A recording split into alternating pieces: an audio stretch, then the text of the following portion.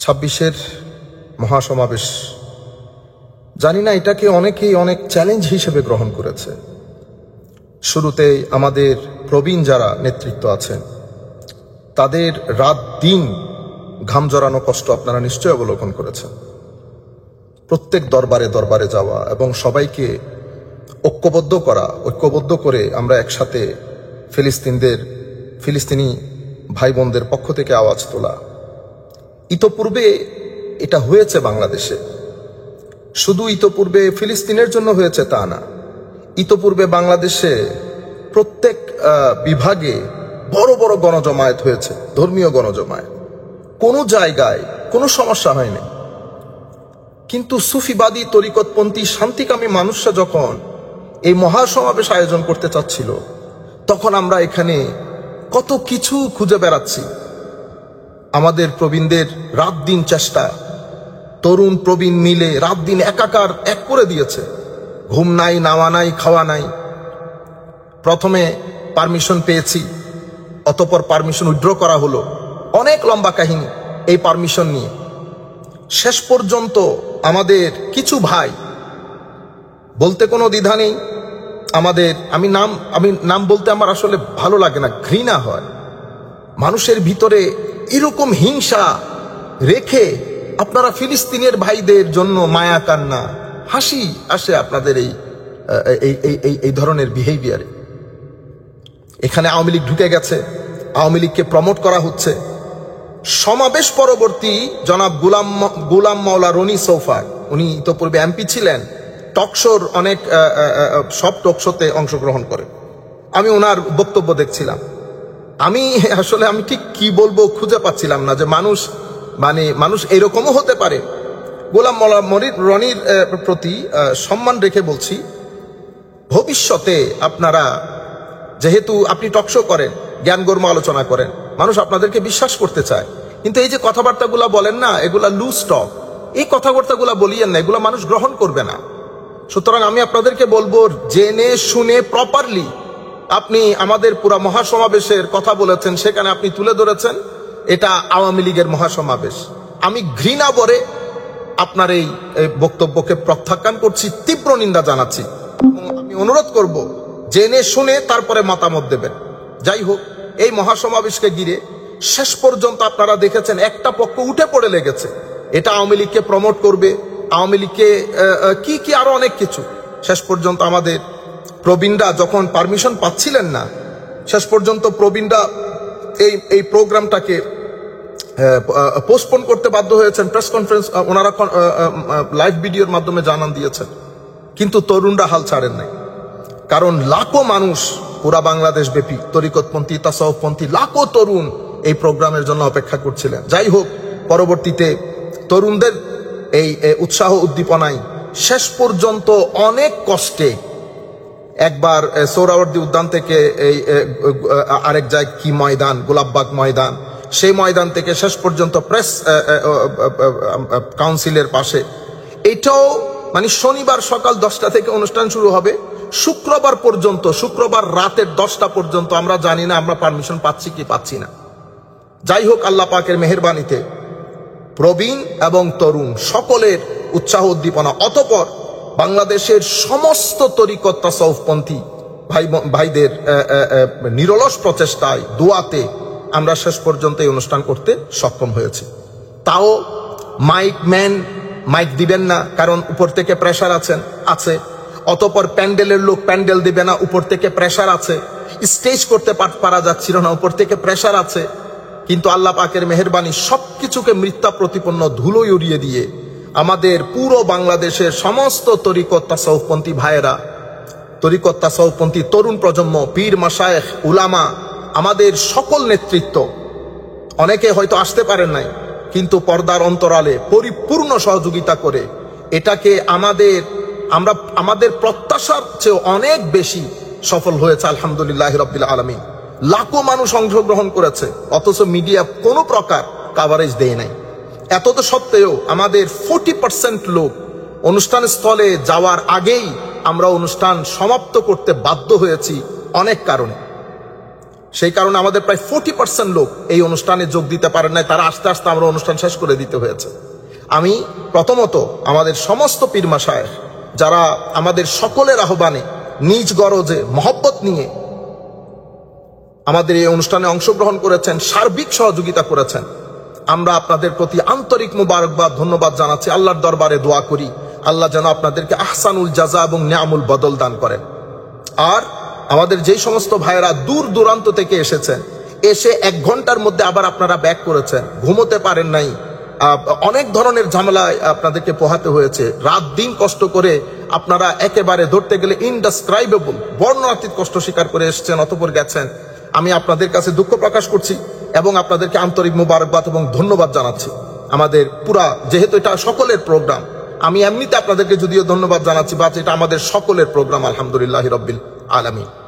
আর আমাদের তরুণ প্রজন্ম এবং আমাদের তরুণ প্রজন্মের যে সমস্ত ভাইয়েরা রাত দিন কষ্ট করেছেন, প্রবীণরা তো আমাদের মাথার উপর, তাদের পরিপূর্ণ সহযোগিতা না পেলে এটা কোশ্চিনকালেও হয়তো সম্ভব হইতো না। কিন্তু তরুণ প্রজন্মের কিছু আলেম রাত দিন কষ্ট করেছেন, তাদেরকেও আন্তরিক মুবারকবাদ এবং ধন্যবাদ জানাচ্ছি। সম্মানিত ভাইয়েরা যারা যেখান থেকে বসে শুনছেন, 26-এর অনুষ্ঠান শেষ হলো। শেষ হওয়ার পরে যথারীতি আমাদের ভাই রইসউদ্দিনের হত্যাকাণ্ড, আমি জানি না এখানে কি বলবো, কোন জায়গা থেকে কথাটা শুরু করব। রইসউদ্দিনকে ডাকা হলো, মারা হলো, পুলিশে সুপর্দ করা হলো, বাকি কথা আপনারা সবাই খুব ভালো করে জানেন। কারা এটার পেছনে হত্যাকাণ্ডের সাথে জড়িত আমরা এখানে না বললেও আমরা এখন কোনো নাম উচ্চারণ করব না। আমরা এখনো পর্যন্ত বৈষম্য বিরোধী এই আন্দোলনের পরে ফেসিস গভর্নমেন্টের পতন, অতঃপর বাংলাদেশের নতুন যাত্রা শুরু, নতুন সরকার, নতুন যাত্রা শুরু। আমরা আশা করতেই পারি যে আমরা অন্তত এবার সুবিচার থেকে আমরা বঞ্চিত হব না। ইতোপূর্বে আল্লামা নুরুল ইসলাম ফারুকী মুদ্দাজির রহমতুল্লাহ আলাই ওই হত্যাকাণ্ড কারা ঘটিয়েছে আমরা জানতে চেয়েছিলাম, দেখতে চেয়েছিলাম।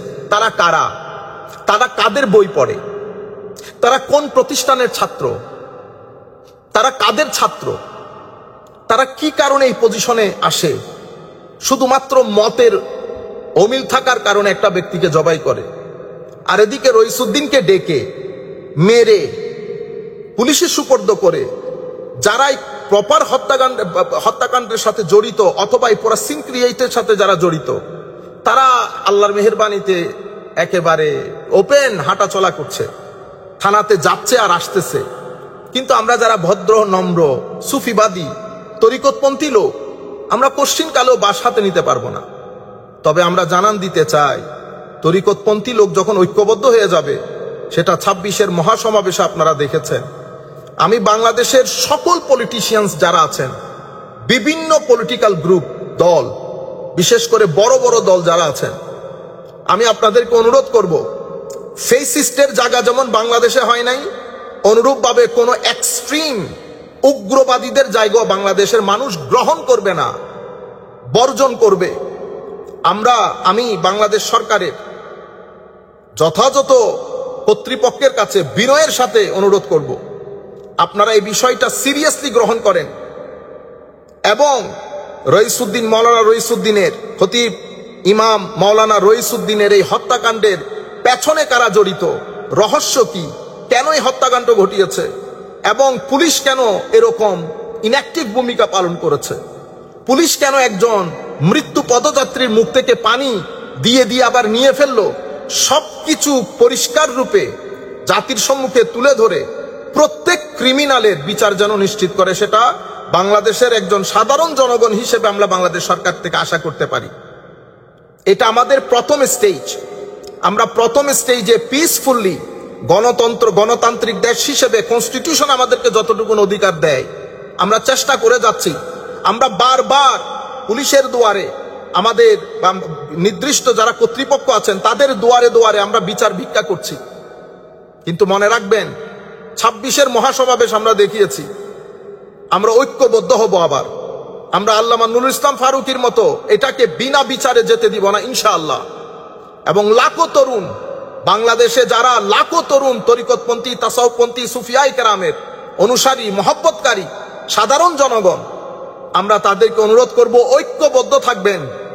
আল্লামা মৌলানা রইসুদ্দিনের ঘটনা, আল্লামা নুরুল ইসলাম ফারুকীর পরে আমরা চাচ্ছিলাম না যে এই ধরনের ঘটনা আবার পুনরাবৃত্তি হোক।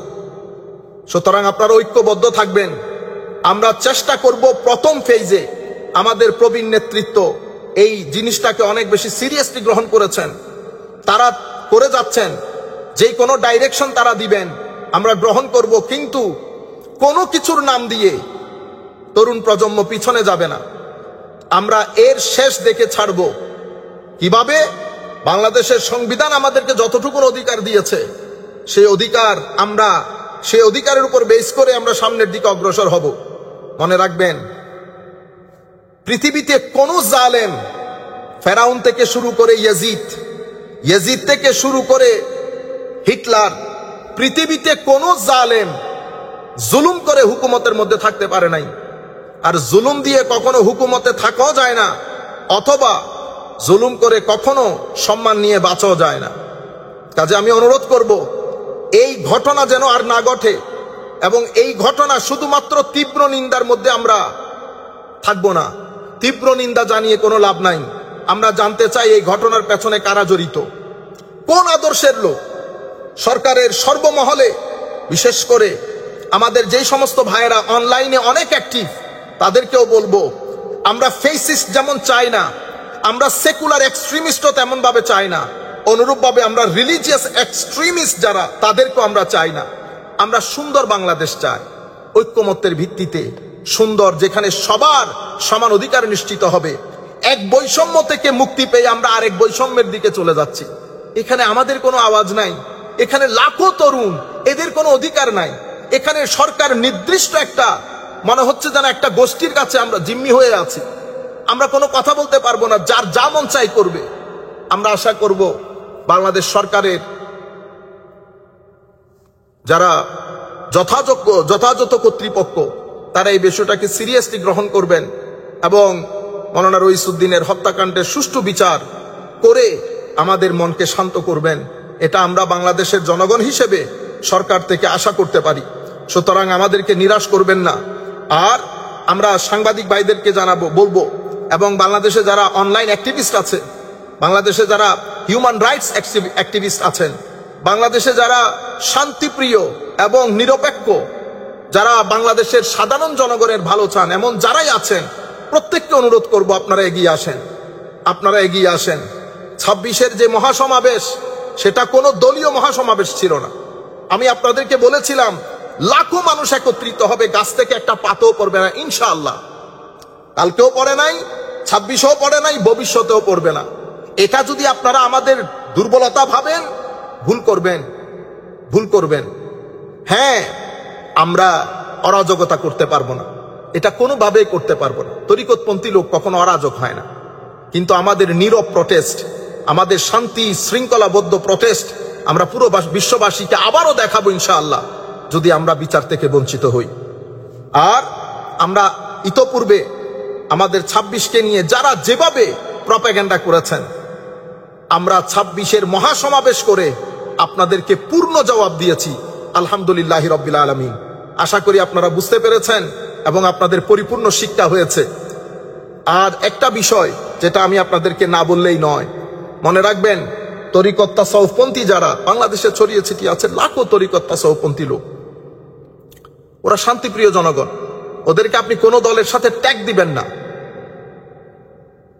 আমরা আবারও সবার প্রতি কৃতজ্ঞতা জানাচ্ছি, ধন্যবাদ জানাচ্ছি মহাসমাবেশের অংশগ্রহণের জন্য, এবং মৌলানা রইসুদ্দিন হত্যাকাণ্ডের তীব্র নিন্দা জানিয়ে যথাযথ কর্তৃপক্ষের কাছে আবেদন করছি যেন এটার সুবিচার যেন নিশ্চিত করা হয়। ধন্যবাদ সবাইকে। আসসালামু আলাইকুম ওয়া রাহমাতুল্লাহি তাআলা ওয়া বারাকাতুহু।